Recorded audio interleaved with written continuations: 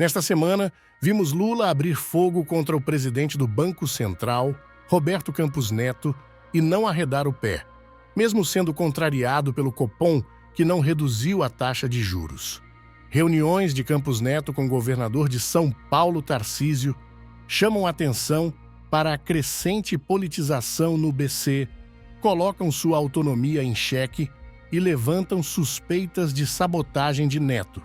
Já no judiciário, Moraes assumiu o protagonismo.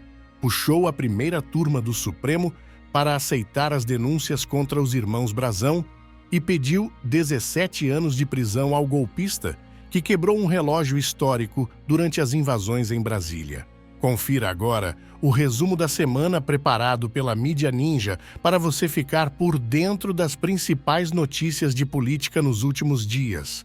Inscreva-se, compartilhe e ajude o canal a bater a meta de 1 milhão de seguidores no YouTube. Vamos às notícias. Às vezes eu fico incomodado porque eu não sou presidente de um ano. Eu já vivi isso muitas vezes. Acontece que nós estamos cada vez mais refém de um sistema financeiro que praticamente domina a imprensa brasileira. Ou seja, a questão do déficit fiscal aparece na primeira página, na segunda página, na terceira página. Ou seja, ninguém fala da taxa de juros de 10, 25% num país com inflação de 4%. Ninguém fala. Pelo contrário, faz uma festa para o presidente do Banco Central em São Paulo. Normalmente, os que foram na festa devem estar ganhando dinheiro com a taxa de juros. Logo na segunda-feira, Lula subiu o tom contra Campos Neto por gestos ao governador de São Paulo, Tarcísio de Freitas, o que abriu a semana do Copom sob forte pressão de continuar reduzindo a taxa de juros.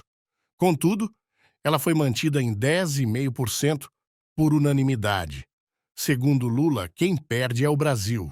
Mas as críticas do presidente se referem também aos afagos entre Neto e Tarcísio, durante evento de homenagem ao presidente do Banco Central na Assembleia Legislativa de São Paulo. Eu estou aqui hoje para dizer o seguinte, que orgulho de poder dizer, não só que eu trabalhei com você, que isso eu acho que orgulha qualquer pessoa que teve a oportunidade de trabalhar com você.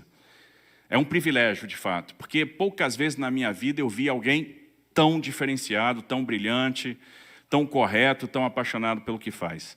Mas estou aqui para dizer que orgulho de ser seu amigo, né? De poder dizer, puxa, eu tenho muito orgulho dessa amizade. É uma amizade que, para mim, enobrece, enaltece, eu me sinto realmente um privilegiado, um cara diferente, porque por poder dizer, esse cara aí, esse monstro, esse cara que foi eleito o melhor banqueiro central do mundo, que conduziu o Banco Central a ser o melhor banco central do mundo, que soube segurar o juro na hora certa e naquele momento se fez poupança, essa poupança virou consumo.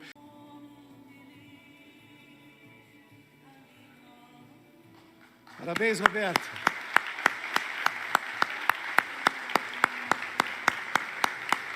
O encontro ocorreu no dia 10 de junho. Tarcísio rebateu os comentários de Lula dizendo que o presidente está, abre aspas, viajando. Mas Neto já teria sinalizado ao Tarcísio que aceita o Ministério da Fazenda caso ele tente a presidência em 2026. Neto, além disso, vem criticando a política do governo abertamente em reuniões com agentes do mercado financeiro. Lula vê sabotagem e questiona se, na prática, o Banco Central vem agindo com autonomia. Confira as outras notícias que foram destaque na semana. A Polícia Federal deve indiciar o general da reserva Mauro Lorena Cid, pai de Mauro César Cid, ex-ajudante de ordens de Jair Bolsonaro, no caso das joias sauditas. A informação foi compartilhada por fontes ligadas às investigações. A PF investiga se o general usou o escritório da Apex em Miami para vender as joias da presidência durante o governo Bolsonaro. Mauro César Cid e Jair Bolsonaro também estão na lista dos que devem ser indiciados, e a expectativa é a de que a Polícia Federal inclua mais de 4 nomes no relatório final. Tanto o ex-presidente quanto o tenente-coronel já foram indicados pela PF por crimes no caso da falsificação dos cartões de vacina. Após se tornar alvo de pressão das ruas, notadamente mobilizadas por mulheres de todo o Brasil, Arthur Lira recuou do PL da gravidez e anunciou nesta terça-feira que vai pautar debates sobre a matéria no segundo semestre.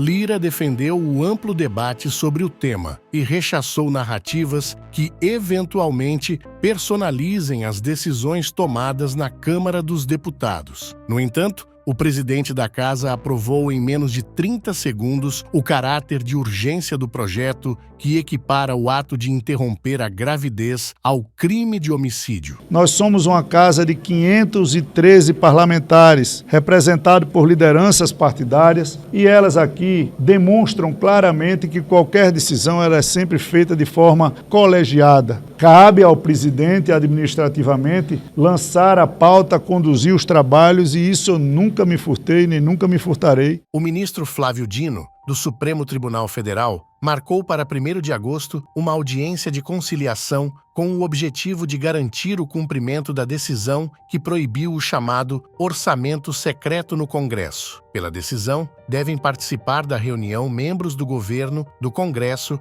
e do Tribunal de Contas da União, além de representante do PSOL, partido que questionou no Supremo o orçamento secreto. A expressão orçamento secreto foi a alcunha pela qual ficaram conhecidas as emendas parlamentares do tipo RP9, que entre 2020 e 2022 permitiram aos congressistas direcionar a aplicação de recursos públicos de forma anônima. O ministro do STF, Alexandre de Moraes, determinou nesta terça-feira a abertura de novo inquérito sobre a investigação do assassinato da vereadora Marielle Franco e do motorista Anderson Gomes, em 2018. A nova investigação vai apurar o crime de obstrução durante a fase inicial da apuração do caso, que foi conduzida pela Polícia Civil do Rio de Janeiro. Os alvos serão o conselheiro do Tribunal de Contas do Rio de Janeiro, Domingos Brazão, o irmão dele, Chiquinho Brazão, deputado federal, o ex-chefe da Polícia Civil, Rivaldo Barbosa, o delegado Giniton Lages e o comissário de polícia Marco Antônio de Barros Pinto. Giniton e Marco Antônio foram designados para tocar a investigação sobre o assassinato. O ministro do STF, Alexandre de Moraes, votou por condenar à prisão o homem que quebrou o relógio histórico que pertenceu a Dom João VI durante a depredação dos atos golpistas em Brasília. Relator do inquérito, Moraes indicou pena de 17 anos de reclusão a Antônio Cláudio Alves. Os outros 10 ministros do STF ainda precisam votar na sessão virtual da Corte. Para que Ferreira seja de fato condenado aos 17 anos de prisão, a maioria precisa concordar com o relatório de Moraes. Na decisão, Moraes imputa os crimes de tentativa de abolição da democracia brasileira pela invasão e destruição das sedes dos 3 poderes.